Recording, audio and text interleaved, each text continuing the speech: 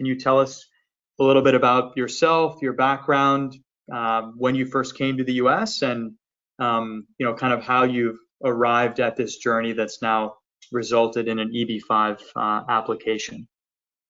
Sure. Hi, Sam. So my name is Siddharth Agarwal. I'm from India. I came to the US in 2015 as a student to do my MBA at Duke. And post-MBA, I started working in investment banking. I was on the East Coast earlier for a couple of years, and then I moved to California, so based out of California now. I think the reason why I arrived at the decision to go through an EB-5 is because the firm that I used to work for back in 2022 had several rounds of layoffs due to the market environment. I was a part of that unfortunate event. At the same time, my I-140 process was stalled in the middle because of the event. My employers had sponsored my green card in the US, or were in the process of, registering me with USCIS for that. Unfortunately, my H-1B runs out by the end of 2023. So I needed to find either, number one, a new job, and number two, somehow convince people in banking that, they should sponsor me for the green card from the word get-go. Usually these things in investment banking happen only based on your good performance. And very, very few employers will, kind of agree right off the bat to sponsor you for your green card. So unfortunately, given what was going on in the market, it was very difficult for me to obviously find another job at that time, whether it was in banking, whether it was in tech or any other area. And at the same time, I also needed to make sure that I stick around in the US because my wife lives here as well. She is independently on a separate H-1B. Now a lot of people suggested I could try to transfer myself as a dependent on her H-1B, but that would give me an H-4 designation, which does not allow me to work in the US because she just started her H-1B and she's nowhere near the I-140 process as of now. So from a family standpoint, from a career and just a lifestyle choice standpoint, we decided to make US our permanent home and pursue the EB-5 path. Got it. Okay. Were there other visas that you considered at all, or was it really just the green card through the EB-5 program was kind of the only option that you were considering? Yeah, so I looked at the EB1 green card as well, which apparently there is a qualification, or there is a specific category for international managers or highly qualified individuals who work in corporations.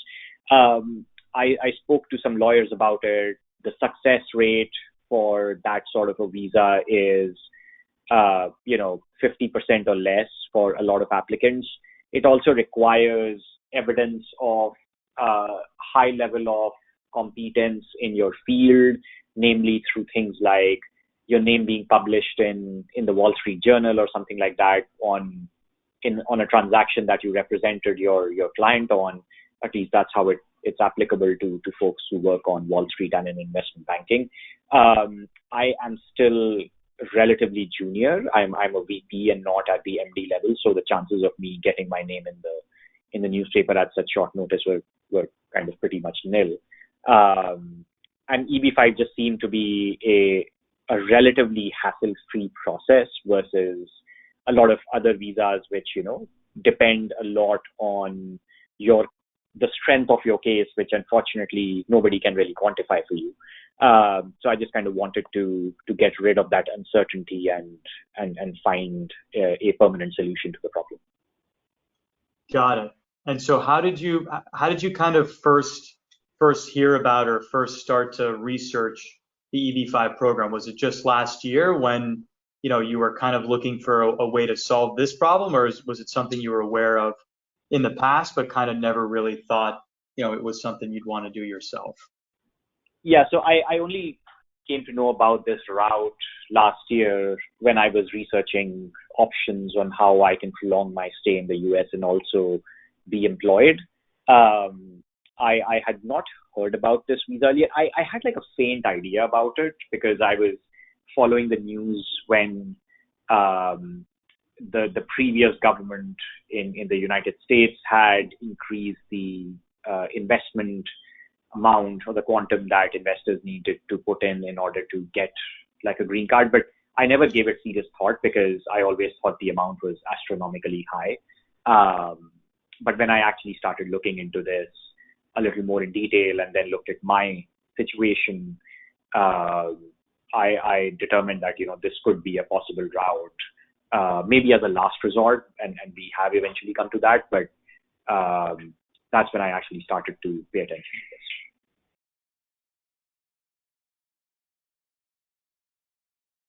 Can you tell us a little bit about, your experience, finding an immigration attorney, right? Obviously, that's a key part of the process that happens, before you finalize a project. So yeah, kind of walk us through that. How did you think about it? How many people did you talk to? What Yeah, was important for those conversations? Tell us what you did. sure. So I spoke to some family friends. Luckily, I came across one or two people in my immediate vicinity who had taken the EB5 route or who got some of their family members to take the EB5 route at some point of time in the past couple of years. A lot of people complained that their attorneys were not very responsive. I was particularly focused on finding an attorney who not only had an intricate knowledge of how the visa regulations work in the US, but also had a good sense of the situation that candidates from India usually face. And as Sam, you yourself, kind of introduced me to Anahita, who is one of the attorneys that you've kind of been associated with in the past. I had a conversation with Anahita to understand where she comes from, what's her background, what is she trying to do, or how she goes about the process. And then I also read a lot of online reviews for Anahita. Now, usually online reviews have a tendency to be doctored and fabricated at times as well, especially when you are, like a new lawyer or a new doctor or some such person who's trying to launch a practice. But I came across reviews about Anahita from 2018, 2019, and I recognized that, look, people can lie about it, the first few times, but if across several years, you find testimonies of the expertise of a lawyer from several people, it kind of adds up to, a certain level of credibility. And after having gone through this experience of, preparing my application, being advised by her in terms of what should we do, what's the right path, I think all of those reviews were absolutely on point. And she delivered exactly what the reviews had mentioned. Always available, reachable through WhatsApp. I can just pick up the phone and call her, whether it's a weekend, whether it's a weekday. She would, just come back to me with any requirements of any specific documents that were missing. She was happy to, kind of walk us through pitfalls that we would face in terms of sourcing our funds from different areas. Obviously, the amount of money was not something that I just had sitting ready in my account at the time. And we did have to take a loan or, take some loans from our family friends. And these things are complicated because obviously the goal here is to not just get the green card, but also at the same time, prepare a very spotless application that is easy for the USCIS officials to understand and approve, more than anything else. Got it. Got it. So once you completed your research and you decided to have Anahita be the one to help you through the Yeah. process, how long did it take to get through that process? And tell us a little bit about, what that was like, right? You hire her, Sure. and then, between hiring her and actually submitting the application, how long, Yeah, and how much effort, and what did you have to do? sure. So I think I started looking at this option somewhere around October. Um, the firm that I was working for had informed me by the end of September that my role was being eliminated, and I had 3 months to still be on the payroll, and I could just spend that time, number one, looking for another job, and at the same time thinking about what I should do with my visa situation. So I started thinking about this in October. November is when I kind of came to the conclusion that this is probably the only route, because I had started interviewing in some firms, and a lot of places that wanted to make me an offer just did not make me one, because they couldn't sponsor my green card right away in the US. And even if they could, the fact that my visa runs out in a year, I would have to leave the country and go to another location somewhere else outside America, and work there for a while and then come back to the US. So, in a market environment like this, it's not possible for most employers to do that level of heavy lifting for a candidate they've never worked with in the past and don't know the performance levels of. So I started seriously looking at this around mid-November.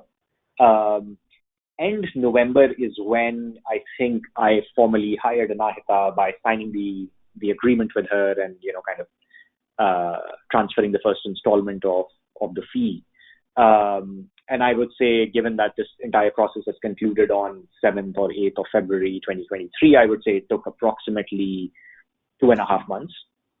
I will say that the process kind of involves me looking at a number of projects that are out there for EB5 investors to invest in, and at the same time also handling the back office part of it, which is to say arranging all the documentation that is required by USCIS, making sure that all my sources of funds are in order, making sure that I am sourcing any additional funds that I would be needing from the right channels, with the appropriate level of documentation, which obviously requires a lot of input from the attorney. Got it. So if we were just to isolate, the time, the effort, the process on just documenting where the money was from, how Yeah. much time would you say that took, and how, in how frequent communication were you with your attorney over that, 2-month period? Yeah, I think I would say it took me almost 1 to 1.5 months of serious effort in terms of arranging all the funds required and the right sources, and making sure that all the paperwork was in order. From my experience, I think we considered a number of options when we had just started looking at this. I did not have the exact 800K in my account ready to go, so we started looking at options around kind of trying to source some of that money from India, taking a loan from my parents, bringing that money to the US, and then also reaching out to friends and family in the US who could be helpful in the scenario. I think any prospective EB5 investor who's considering this route should set aside a 2-month period of intense preparation, both from a project selection standpoint as well as the paperwork standpoint. It's no use arranging all the funds and investing in a project if you are not able to arrange the paperwork for it, because that's what USCIS is really focused on, which is the source of funds and the trail of documents, which give them the satisfaction that these funds have been sourced through a legit medium, whether through a job-related income or through a business, and it has been documented through and through. That's my recommendation. And so, having just gone through that process, at the start of it, did you think it was going to be as, difficult and labor intensive as it was, or was it kind of, as you were expecting? Yeah, so I did not know it was going to be this labor intensive. In fact, when I spoke to Anahita and she kind of gave me a sense of how much effort it would require, she said, a lot of applications are 3 to 5,000 pages. I did not believe her, honestly, because that just seems like a lot. And I have been through the H-1B process several times. I've come to the US as a tourist in the past as well. And I thought, okay, how much more paperwork can they really ask for? But given that, if you think about this from a USCIS perspective, they are going to permanently admit an individual and his family members into the US.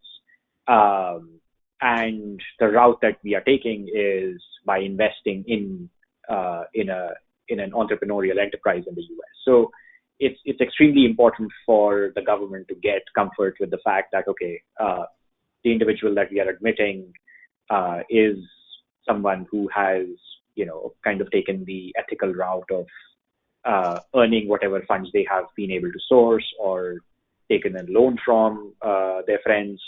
So it was definitely, like a bit of a intense process. I think the fact that I had time at hand to focus on this completely was really important here. People who are considering this process while they also have full-time jobs to take care of, I would say you should at least allocate like 2 to 3 months to make sure that all your paperwork is in order. And look, it could be very situation dependent. If all your income has been sourced within the US, if you have $800,000 ready in your account, it could just be very straightforward. But if you have sourced the money from friends and family, then there'll be things like promissory notes, their sources of income, their bank statements to show how clean the funds are. All that can take time. Right. Got it. Okay. All right. So I guess just in summary, having just gone through the process and, worked really closely with Anahita for, 2+ months, what advice, would you give for someone considering, making an EB-5 investment with respect, to selecting an attorney? Like, what are the top few things that, no matter what attorney they pick, what are the few things you really need to, make sure you get right when you pick an attorney? Sure. Yeah, I think the first thing that is important here is the attorney should be very experienced. You do not want to hire an attorney who's just like a new kid off the block starting out in EB-5, because the rules and regulations around EB-5 are still developing. The government keeps, thinking about new regulations to bring in place. Recently, I've heard about a substantial increase in the fees that people will end up paying if they file for an EB-5. So you want somebody who's been through several EB-5 cases, preferably for applicants that come from your region. And in Anahita's case, she has handled a lot of cases from India. So she knew that, look, if you're sourcing funds from India, a lot of times there is not a lot of paperwork available. People have family assets like land or property, which would have been acquired like 40, 50 years ago. And sourcing the paperwork for all of that is just very difficult. So my first advice is make sure that the attorney is very experienced. Number two, make sure that the attorney is very communicative.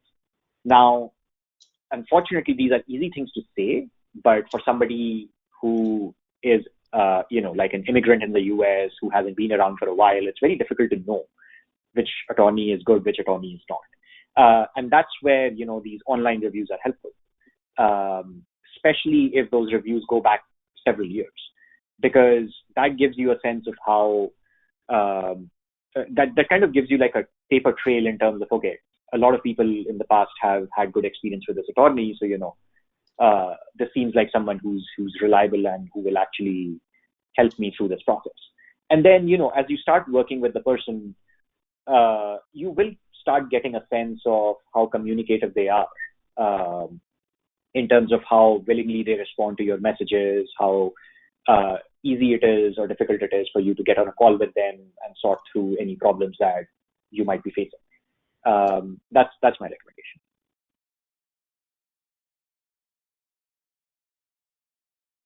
The second major part of making an EB-5 investment is, the project and, the sponsoring regional center. So obviously, I'm sure you did a lot of research on that part of the application as well. So yeah, Yeah. let's talk a little bit about that. So on the project side, generally, why did you decide to go with EB5AN and Coulter, and how did those projects, and Twin Lakes specifically, compare with some of the other projects that you looked at, and how Yeah. did your research kind of play out on the project side?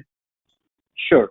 So good question, and I think this is where I focused a lot of my attention, for the simple reason that not only is the EB5 route important for me to make sure that I remain gainfully employed in the US, but also because I'm not a rich billionaire Indian businessman who just has 800,000 to throw on any random project as long as he gets the green card. So it was important for me to make sure that there is a good probability of preservation / return of capital invested.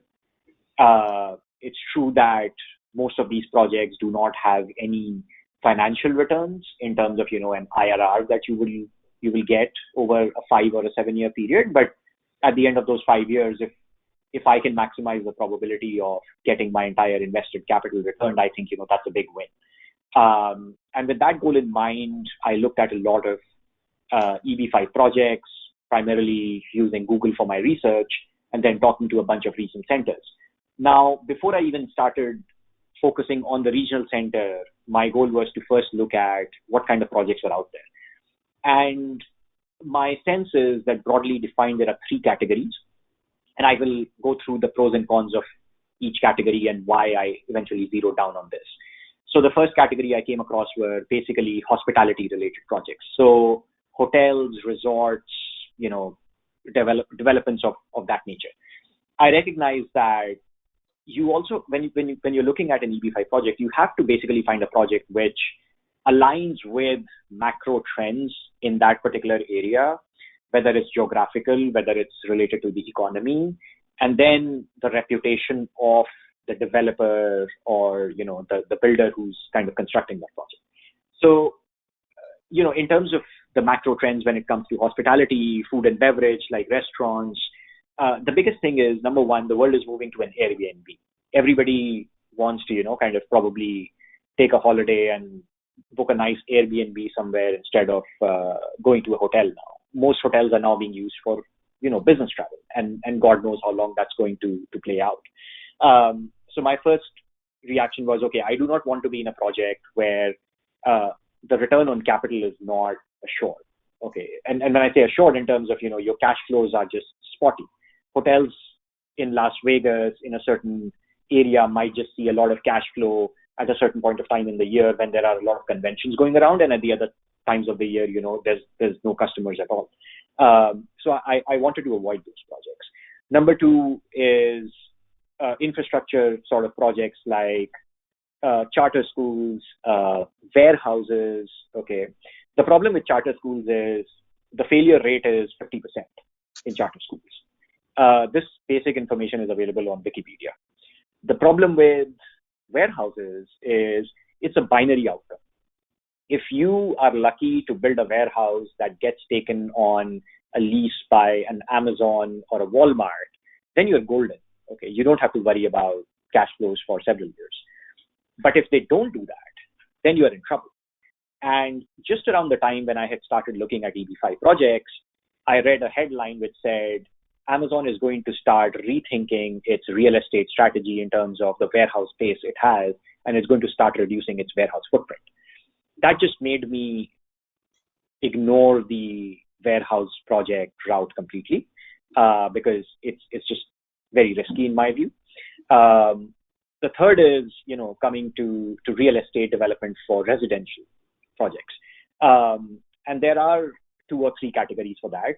First is rental properties where, you build single family homes or multifamily homes and just rent them out to people. The second is you look at properties, whether they are apartments or / condos or single family homes, and you just sell them outright. So in my view, both these categories are helpful. Both these categories have their pros and cons, and they do have better cash flow prospects than the other two categories I highlighted earlier. But then when I found certain projects which were rental income related, they were based in areas where I knew the macro trends were not good. Like, for example, I came across a project which is based in Oakland. I live in San Francisco. And I know that Oakland is right next to San Francisco. I know the area where that project was being built. I figured that during COVID, San Francisco had a permanent 6% decline in its population. A lot of people are just leaving the Bay Area. And Oakland has not been a good area in the past anyway. There's a high crime rate, not a great area all around to be in. And there, they have like a 30-story building with accommodation for students and working professionals. So in an environment where the macro trends are not in favor of a project like this, the probability of getting my capital returned after the investment period has expired is probably not very high. The second is I also looked at when it comes to properties for sale outright. I came across 2 or 3 different categories of these properties. So first is low income housing. Second is housing for people who are middle income or high income, high net worth individuals. And third is properties for senior citizens, okay, or active adults, so to speak, people who are 55 or 60 years of age or above. The problem with low income housing is in any market environment where interest rates are high, the first category of projects that will be adversely impacted is low income housing. And as you can see in the market right now, interest rates are rising. The Fed is expected to keep raising interest rates, maybe till the end of the year, maybe beyond that, nobody knows.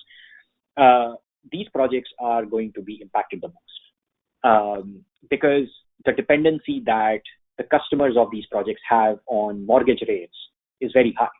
So that leaves me with projects which are for middle income or high net worth individuals. And in that, there were, like a few projects which seemed appealing. I also did some research into how real estate trends were playing out in various states across the US because they are not the same. So for example, Arizona, Phoenix area at this time has a glut of homes and home prices have declined by 20, 30, 40%. Similar case with Austin. But then there are other areas in the US, such as, Atlanta, Miami, Florida, which have a very high prospect of long-term growth because a lot of people are moving into these cities or into these areas. So the macro trends look good. And then looking at the Twin Lakes project, I was also considering another project at the same time, built by the same builder. The first thing I looked at was, what is the reputation of Coulter? It's one thing to, look at a presentation that from the EB-5 agency that says that, okay, this is like a very well-known developer and they have built projects worth 19 billion or whatever. But then the other thing you also have to do is to do your own research. And the way you do that for a private company like Coulter, where, you cannot read a 10K or an 8K to understand what the company is doing, is to just look at a lot of news about the builder over the past several years. And I came across a couple of news items which talked about how Coulter had returned capital from its investors who had invested in certain projects during the global financial crisis, which had stalled because of what was going on in the real estate market in the US. And that gave me a degree of confidence that, look, it's one thing to, take money from investors and during a downturn, just declare yourself bankrupt and, not having to worry about paying them back. It's another to build a brand of reliability and trust and make sure that whoever works with you, whether it's a customer, whether it's an investor, feel satisfied with, the outcome of the projects that they are a part of. And with that in mind, I kind of got a sense that Coulter is one builder that can be trusted. I also obviously made sure that I went to Twin Lakes, actually visited the project to see what was going on and are these guys for real and kind of get a sense of the activity around the project. I also looked at, the subscription agreement.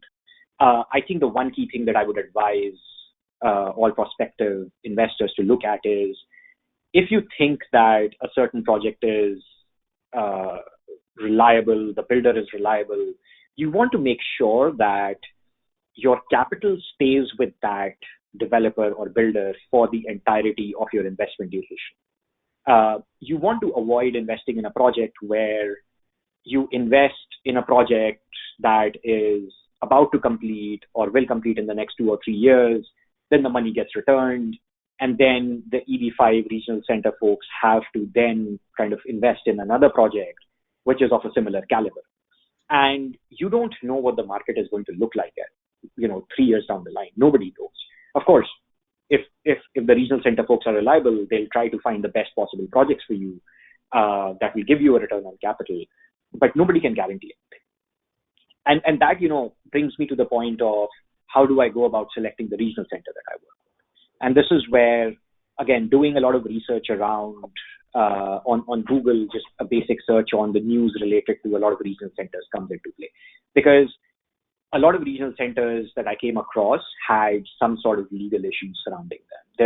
There were regional centers that operate in California, which were, reaching out to me when they came to know that I'm interested in an EB5 project. And just a simple Google search revealed that a lot of those regional centers just had, legal issues with the government. There were projects that apparently had their approvals revoked. And that didn't give me a lot of comfort with the folks that I was the folks that I would be investing with. So a few things that stood out for me in terms of EB5AN are, number one, the pedigree of the founders. I think coming from a business school investment banking background, it gave me a certain level of comfort to see that, the folks that I was corresponding with were highly qualified, intelligent individuals who have worked for global organizations.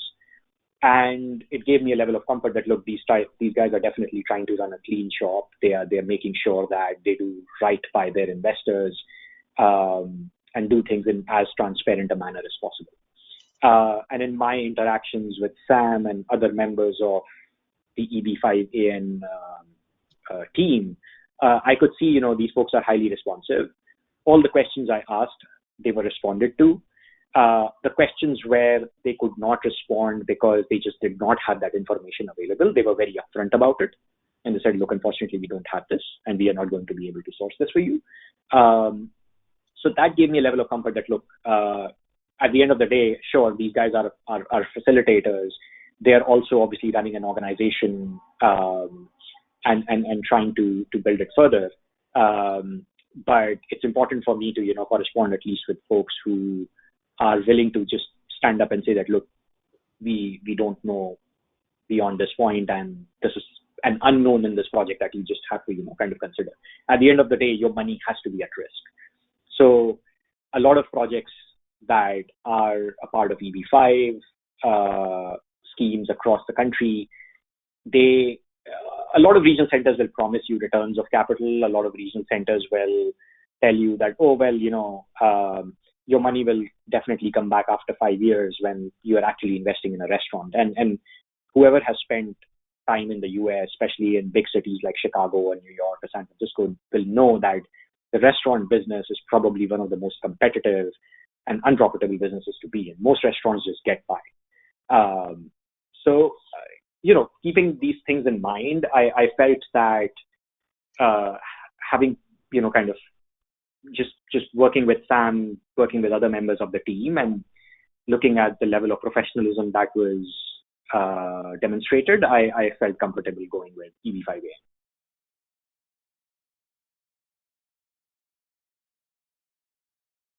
You mentioned you got a chance to visit the project. Yeah. Can you tell us a little bit about, how that experience was, and, why you think that's important for investors, who are considering doing an investment, to kind of kick the tires? And, because at the end of the day, obviously, given your financial background and experience, the underlying business itself has to has to make sense in order for there to be Yeah, capital repayment. So yeah, how was yeah, the visit, and how did you kind of think that, this project's going to work? sure. So I spent 2 weeks, 1 or 2 weeks, and not just I, like my wife is an economist, and she pointed me towards a lot of Twitter handles, a lot of links that were related to real estate data and real estate performance across US. And I spent a couple of weeks just looking around and trying to understand Atlanta's real estate market, because that's where this project is based. And I wanted to make sure that I'm comfortable with the fact that, 5 years from now, the trends that are being envisaged in the marketing materials at this time are, still going to be prevalent. Okay.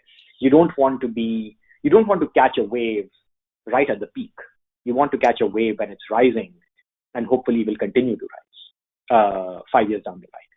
So that being said, after I had gotten comfortable with the prospects of the Atlanta real estate market in general, I then started looking at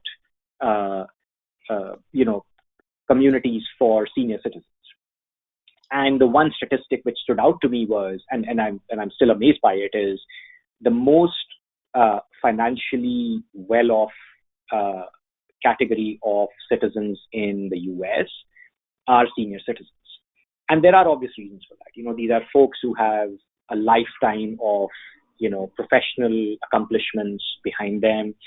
They have, hopefully progressed in their careers, made some money, put some money aside, bought their first homes 20, 30 years ago, which have, increased in value over these decades, and are now in a position to leave that busy life of a big city aside, and then, move to a community where they can meet like-minded individuals and, spend the next 20, 30, 40 years of their life in,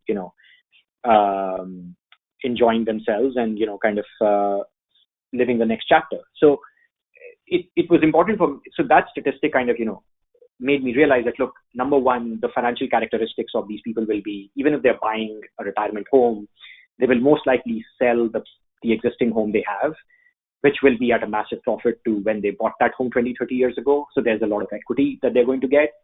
Number two, if they're moving into a retirement home, they're probably not going to buy a home that is more expensive than, the home that they already have. And number three, given that they have a lot of cash available, they are most likely not going to be dependent on mortgage rates as much. Sure, they might take, like, for a 500K home, they might take like a 100K or a 200K mortgage, but then most likely, they will try to minimize their dependence on mortgage rates, which, kind of gives me the comfort that the 1,300 homes that Coulter has planned to build in Twin Lakes is an achievable target. It looks daunting. Frankly, when I read about the Twin Lakes project for the very first time in the email that Sam sent me, I was a little taken aback because I had never heard about a 1,300 home single family home project ever. But then when I traveled to Atlanta, I went to Twin Lakes. I did not obviously tell the folks in the sales office that I am an investor in EB5. They know nothing about it.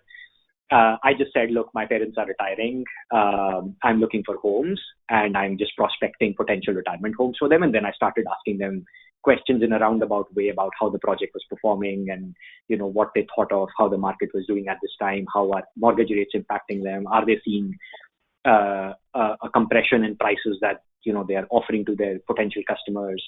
I was able to verify a lot of information that I had gleaned about the project just by reading about it online, and at the same time talking to Sam and the features that they had talked about in the marketing materials.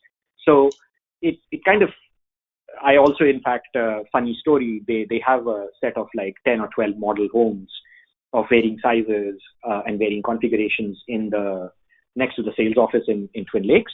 I had an overnight flight It was a 4-hour flight from San Francisco to Atlanta. I started touring all the homes one by one, going inside each home, uh, knocking on the walls, knocking on the doors to see what the quality of the material was. Will I be interested in buying a home like this if I was, 55 plus and looking to move into a retirement community? And then by the time I got to like the eighth or the ninth home, I was just so tired that I ended up crashing on one of the beds in the homes for like a couple of hours. Thankfully, nobody came and woke me up and pushed me out, but it kind of gave me a sense of whether the builder is actually trying to market a legit operation here. Another thing which stood out to me is when I just entered the gates of Twin Lakes, they have a couple of signboards right outside at the entrance, and these signboards relate to other builders who are also a part of that 2,600 acre parcel of land. So for folks who are not initiated into this, Twin Lakes is 2,600 acres. 1,300 acres is the Twin Lakes, Georgia project where Coulter is building the Crestwind community, which is 1,300 homes. And the other 1,300 acres was developed, like the land was parceled out to 2 or 3 other developers in the US who are also building single family homes for, young families to buy. And one of the names that stood out to me was D.R. Horton. And given that I am a technology banker, I don't, have a lot of experience on the real estate or the industrial side or the building product side. D.R. Horton is the only name that I knew. And that gave me a sense of, okay, if a parcel of land has been bought by a well-known builder like D.R. Horton, then, obviously this seems like a very, very legit operation. The other thing that also kind of, gave me confidence is when I was talking to the sales team, I started asking them about the Wells Fargo loan, which Wells Fargo, has the construction loan, the senior construction loan that Wells Fargo has given to Coulter for developing the Crestwind project. And I got a sense that in terms of, the liquidity situation of Coulter, the liquidity situation of the project that they are developing in Georgia, I don't really have to worry about, what's going to happen 5 years down the line if, let's say the market deteriorates a lot. Let's say if there is a situation like 2008, the project might get pushed out by 1 or 2 years. In terms of, obviously there's going to be a slowdown in sales. There might be some buyers who might, not decide to close on their bookings. But long-term trends, taking the long-term trends into consideration and the fact that the builder has honored all his commitments in the past 25 years, this project should complete and hopefully my capital will be returned. So that's where, kind of going to Atlanta, doing my due diligence just in person, talking to folks kind of, gave me some level of confidence, because what you're trying to do in a scenario where there is imperfect information and incomplete information is you are trying to talk to different pockets of people. And you hope that these pockets of people are not interrelated, that they don't talk to each other.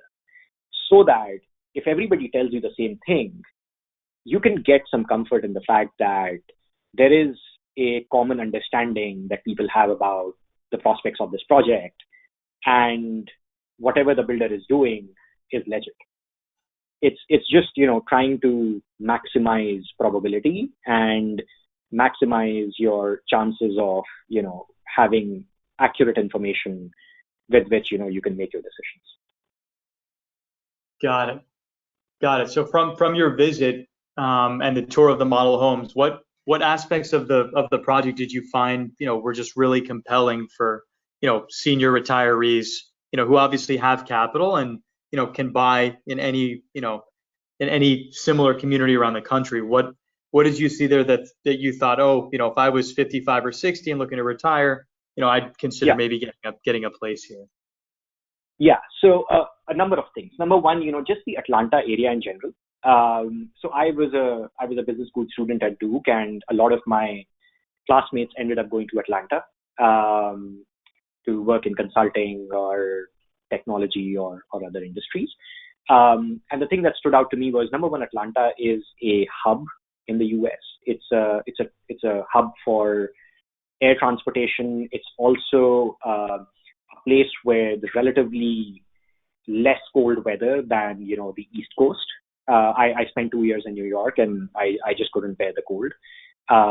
Atlanta also has a good healthcare system. This was my first time in downtown Atlanta, and just coming out of the airport, 15, 20 minutes, you see the Emory University medical system. I'm assuming senior citizens who are, moving into these retirement homes are also looking for proximity to good healthcare systems, given the advanced age. At the same time, I think the fact that Atlanta being a hub is also, it's relatively easy for folks to fly in and fly out, because a lot of these retirees have family, have kids who will be in different parts of the US. I think, it kind of makes sense for someone to move to a central location. The other thing that also stood out to me was, I think Coulter has developed the Crestwind brand over time. They figured that there was a need in the market for having a brand of homes which are catered to a specific demographic. And given that this is not the first Crestwind project that Coulter has done, that was, some level of comfort to me. Also, the fact that they first developed the Peachtree City project, which is, I think, 30 minutes or 20 minutes from the airport, downtown Atlanta, where the homes are priced at a significantly higher price point than the ones in Twin Lakes. And the fact that that project has been very, very successful. I think at this time, they just have 2 more homes to close before they declared the project complete. Gave me a sense that, if they can sell 400 homes in a span of 4 or 5 years with a price point of $600,000 and above, in a place like Atlanta, tells you what kind of demand would exist for homes that are at a price point that is 30 or 40% lower. And that was, just the ability to triangulate what's happened at Peachtree with what's going on at Coulter. And interestingly, just out of, just after 2 or 3 days after I did my Atlanta visit, I came to know that Coulter has launched 2 more projects in the Atlanta area under the Crestwind brand. Gave me a sense that, I guess this trend of retirees moving to a place like Atlanta is here to stay. And hopefully, Crestwind will continue its momentum of being the fastest selling project in the Atlanta area for several years to come. Because from my perspective, what I really care about is 5 years down the line, I should have the assurance that, okay, my capital is going to come back. The other thing that, by the way, I would like to point out for potential investors is a very good feature in the documentation of the project. The builder has the option 2 years down the line, which is in 2024, to turn this preferred equity investment into a loan. And the loan will be an unsecured loan. It will sit below the senior construction loan that Wells Fargo has. But I would rather want to be in a project where the prospects of an investor turning an equity investment into a loan are high, because a loan always comes with some sort of a guarantee. And in this case, if the loan, if they do take the option of converting this amount into a loan, which will be dictated by how interest rates play out in the next couple of years, there will be a parent guarantee that Coulter is going to provide on the loan, and hoping this guarantee, does not go away 5 years down the line, and it won't. I will have a very, very high level of confidence that my money is going to come back. So that's also, an innovative feature of this project, which I kind of wanted to highlight for people. Got it. That's really helpful.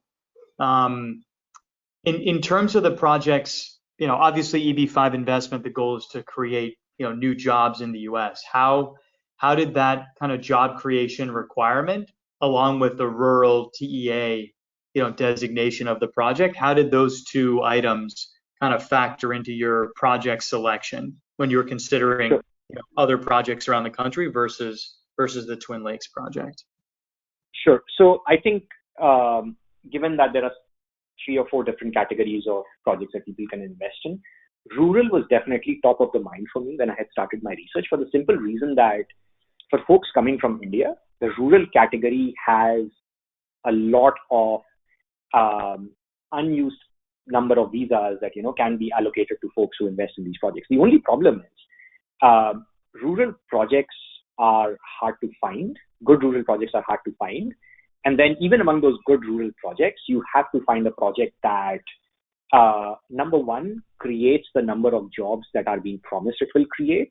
And at the same time, is a project that seems viable enough that, 5 or 7 years down the line, your capital will have a high probability of getting returned. So in this case, I obviously went through the job creation report that was provided in the marketing materials, and looking at, the fact that these are basically construction jobs, the fact that this is a project which has 1,300 homes to build. They've already built like 484 odd homes. There is still like a good 800 or 750 homes to go. Means that there will be an ongoing need of creating jobs for folks in the Atlanta area in order to complete the project, because the builder is planning to build 100 to 130 homes every year and sell those to customers. And these are homes which are made to order. It's not that they'll build these homes and then just wait for somebody to show up to buy them. So this means that there will be an ongoing need for jobs that will be involved in building these homes for the next 5 to 7 years. So that was important for me in terms of getting the assurance that, okay, if I put this money in, the jobs that are expected to be created will be created, and USCIS will have the assurance that, I'm doing what is required as an investor or as an entrepreneur to create the jobs that are needed in order to make me eligible for the green card. Got it. Okay, that makes a lot of sense. Were there any other rural projects that you really, did a lot of research on that came close, or how did within the rural umbrella, what was the variety like and the differences? Sure. So I think, I'll be honest, my first priority was to look at housing related projects like residential real estate, single family homes, which are, being sold the moment they are built. And at the same time, I kind of recognize that most of the projects available in the US are, as I said earlier, in the hospitality space, like golf resorts or equestrian centers or things of that nature, which sound really nice, but you don't know a lot about. It's very hard to kind of forecast what the cash flows are going to look like from that point. And coming from a banking background, every time somebody talks to me about a real estate project or any other enterprise for that matter, I start thinking about what the financial model for this business is going to look like. And if the financial model is just very sketchy to me in terms of what the payback is going to be on a certain project, I immediately start discounting it from my consideration. So the Twin Lakes project was definitely the one that stood out the most. I did look at a couple of projects in the southern part of California, I think, which were being built by this company called Hillwood, which is owned by the son of Ross Perot. I'm not from America, but I think a lot of folks here will know who Ross Perot was. As an Indian, I can tell you he used to run a very famous IT company, which was sold for billions of dollars to Dell. But his son runs a real estate development firm called Hillwood. And they were building these homes, like 600 or 700 single family homes in some part of Southern California.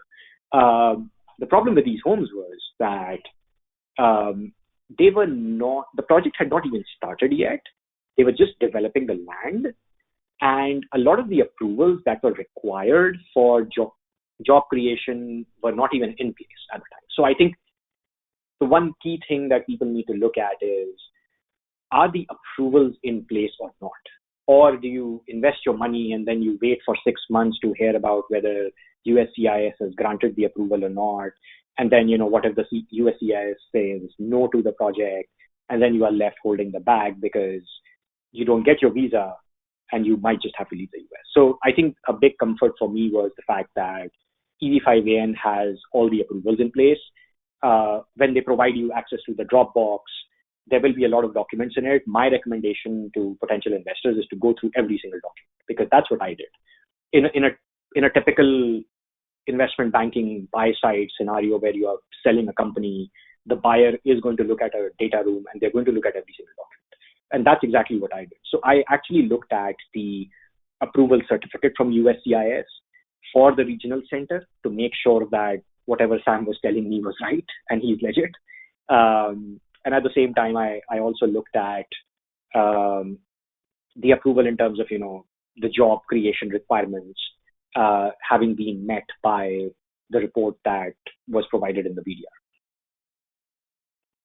And so, from the banking background, obviously, having a project that's fully capitalized, right, that has the financing in place, and then also factoring in, is there a capital event that's needed down the line in order for your repayment to happen? Like how did that kind of aspect? Because a lot of projects that we're seeing in the market today now, they're not fully financed. Maybe they have a term sheet or they're in discussions, but they don't have a fully committed, funded, senior, third party facility in place. And so how did you kind of think about that aspect of a project?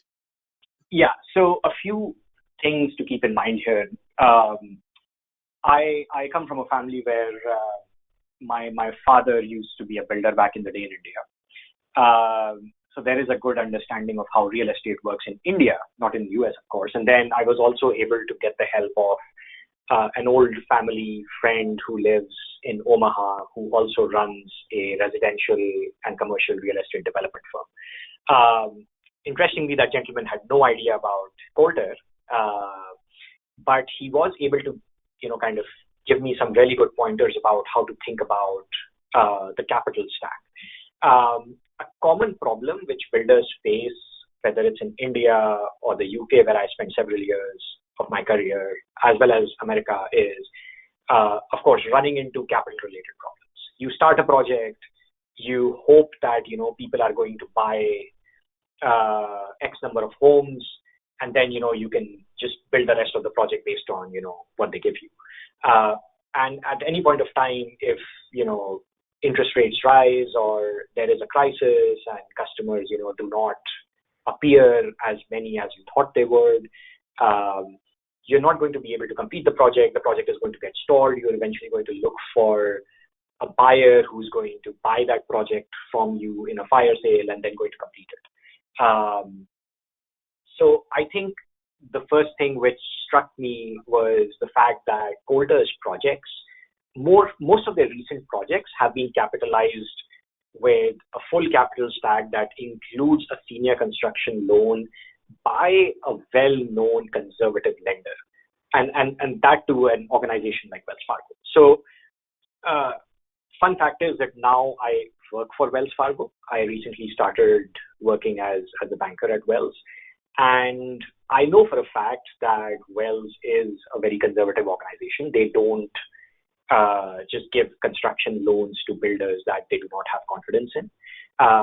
The fact that Coulter has recently announced a project in Florida, it's a condo project with a $240 million senior construction loan, gave me a sense that Wells as an organization has, become comfortable with Coulter and Coulter's projects and the way they manage their capital expenditure.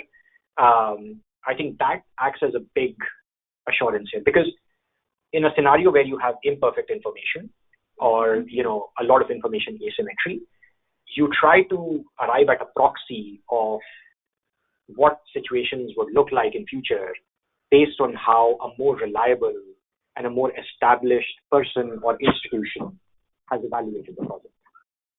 So in this case, I feel that looking at what Wells had done, reading through the loan agreement, obviously if you look at the senior construction loan agreement, you realize that the loan comes in certain tranches.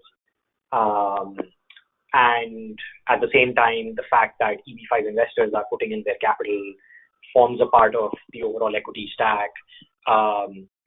In future, as homes are built, some of the capital that will be returned in terms of, the revenues from selling those homes will also be recycled into these projects. I think that gave me the confidence that,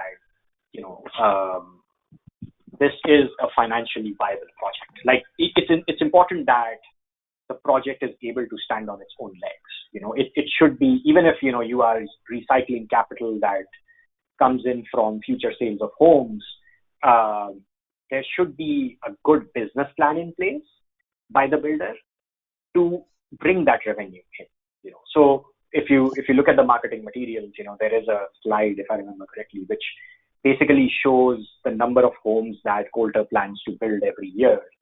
Of course, it's a projection. Nobody really knows what's going to happen. But my scenario, the way I evaluated this was, okay, even if Coulter is able to sell 80 homes or 100 homes in 3 or 4 years each, instead of, the projected 130 homes in those years, will they be able to hit the target or not by 2030 or 2029? And in all these scenarios, the analysis indicated that, the project is going to be viable and it will most likely not run into any financial issues that would stall the project. So that was my way of looking at this. Got it. All right, I think just one or two other questions. So one is, obviously we're in a kind of and first, I guess, congratulations on the Wells Fargo role. I wasn't aware of that, but I guess now that, you've filed, for the EAD, then yeah, that'll be, a smooth transition. So that's great. And then in terms of another question, one thought, is that we're in kind of a turbulent time in the market. Interest rates are rising, projects aren't getting financed. Maybe there's going to be a recession. Who knows how long or, how serious compared to other prior economic slowdowns. But, if there is an economic slowdown, that affects this region of the country, what gives you comfort that, if not as many homes are sold as quickly, as have been in the past, that the project is going to be able to, continue, and obviously Coulter can, adjust the pace of construction accordingly to kind of give you or give the project, that kind of flexibility where, if you're building a large, single tower, let's say apartment building in the Bay Area, and you're totally dependent on a single refinancing event, you've got a lot more restrictive outcomes there, with what you can do to make sure the project, stays on track financially. So this is a hard question to answer. I mean, of course, the first response is very difficult to obviously gauge at this time. But that being said, I think the one thing which I mentioned earlier, which is still going to stay valid even if there is a slowdown, is number one, the long-term macro trend is in favor of this demographic of, senior citizens moving to areas like Atlanta and then, kind of moving into these senior active adult communities. That's one. Number two, I think as far as real estate slowdown is concerned, slowdowns will only occur in scenarios where there is overbuilding of homes. There is more supply than demand. My read of the situation is that scenario has not played out in the US yet. It's not 2008. So even if there is a slowdown, the slowdown is, kind of more of a result of how high the interest rates are and how difficult it is for some folks to, kind of finance the purchase of these homes if they are taking a mortgage.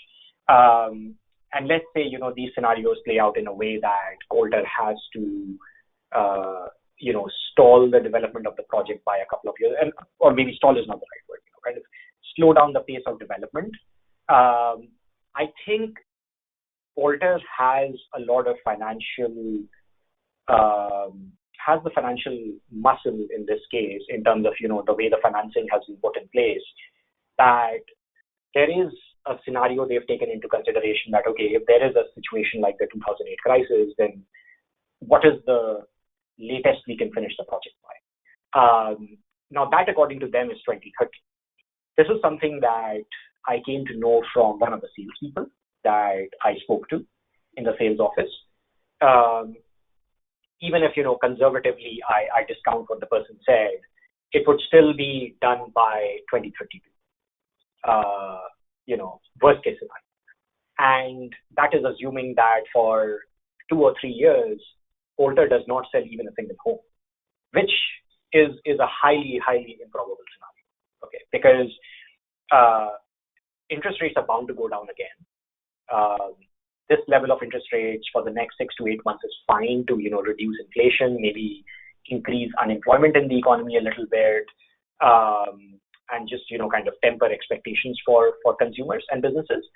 But long term, this scenario is a disaster for the US economy.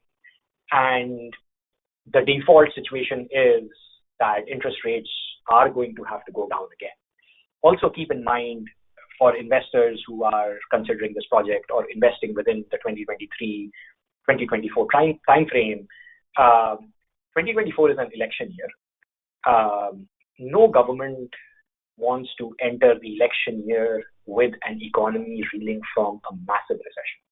You want, as a politician, you want people to feel good about the work that has been done by your administration, and you want to make sure that you are able to point to your constituents that, look, the NASDAQ is up during my administration, job creation is at an all-time high during my administration, so vote for me again.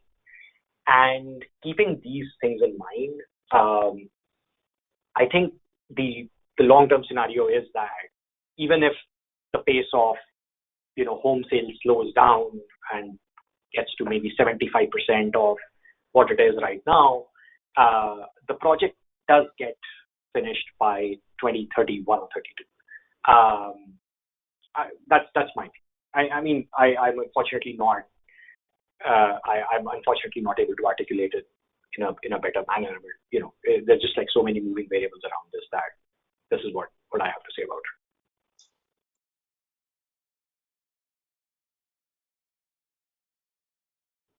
I guess to wrap up, the 2 final thoughts would be, right, what general advice would you give to those interested in the EB5, program today?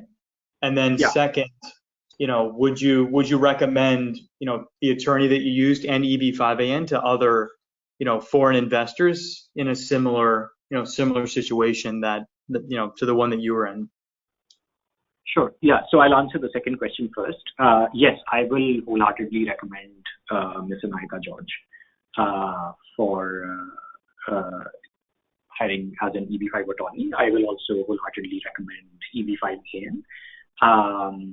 I think in my interactions with Sam and his team, I feel there has been a very high level of professionalism. I've been able to get responses quickly. I've been able to get a sense of, the direction in which a lot of these projects are going. I feel that folks, as I mentioned before, working with or dealing with folks who have a certain pedigree, who have a certain level of professional experience, kind of acts as a comfort level. At the same time, the advice that I would give to potential EB5 investors is to make sure that you first decide what are your priorities. Is getting just a green card your priority and you do not care about whether the capital is returned or not? If that's the case, then any project is as good as any other, as long as all the approvals are in place and the regional center does not have any issues with USCIS. But if your goal is to not just get your green card, but at the same time try to preserve your capital invested and hopefully see a return 5 or 7 years down the line, make sure you evaluate projects very closely. I would strongly recommend everybody to read all the documents provided by the regional center about a project. Don't leave it to just a lawyer or an external consultant you hire for this. At the end of the day, it's your money on the line, and you will be responsible for all the decisions you take. Everybody else is just a great consultant. That's how I would go about it if I have to do it again.